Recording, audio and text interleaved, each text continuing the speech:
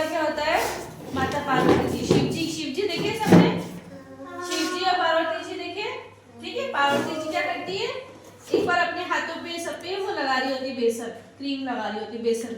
ठीक है, उनको वो ऐसे रगड़ रगड़ के उतार रही होती बेसन को। फिर उस उतारने से उनकी जो मैल होता है ना, जो उतरता है अपने हाथों से बेसन वाला मैल, उनसे वो एक प्रतिमा बनाती है। ठीक है, पुतला बनाती है।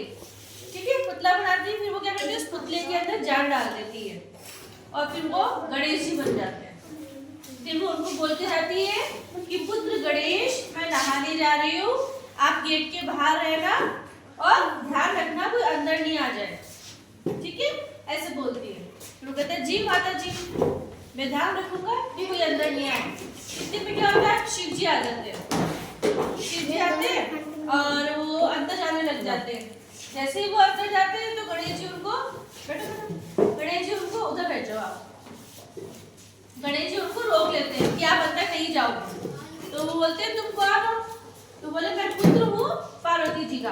तो बोले तुम पुत्र कैसे हो गए, तुम कोई पुत्र नहीं हो, तो मुझे जाने दो। बोले नहीं, मैं आपको जाने नहीं दूंगा अंदर। तो उनको गुस्सा आ जाता है शिव जी को, कि शिव जी क्या करते हैं, अपने जो उनका जो होता है ना मारने का तलवार, शस्त्र जो होता है ना उनका, उससे उसकी गर्दन काट देते हैं, गर्दन कट जाती है। इतने में वो चिल्लाता है माँ माँ करके।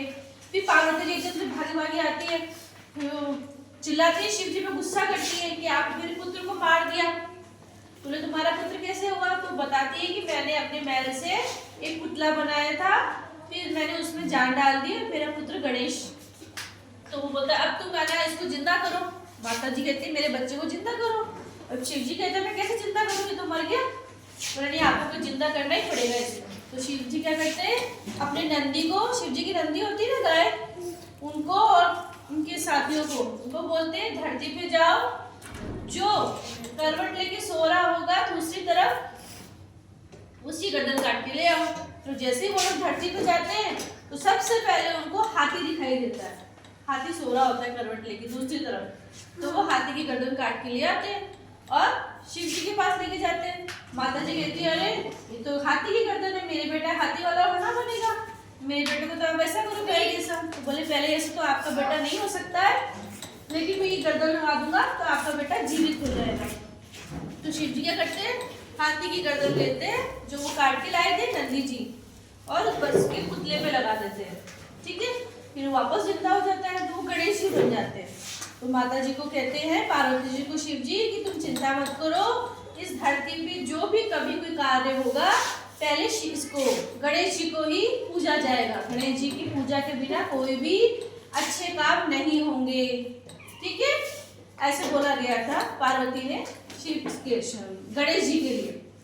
शिव जी ने उनको ऐसे ही बोला कि आप तुम रो मत, परेशान मत हो, तुम्हारे बेटे को ही धरती पे पूजा जाएगा सबसे पहले, सभी देवी देवताओं से पहले, है ना। तो इस कहानी से आपने क्या सीखा।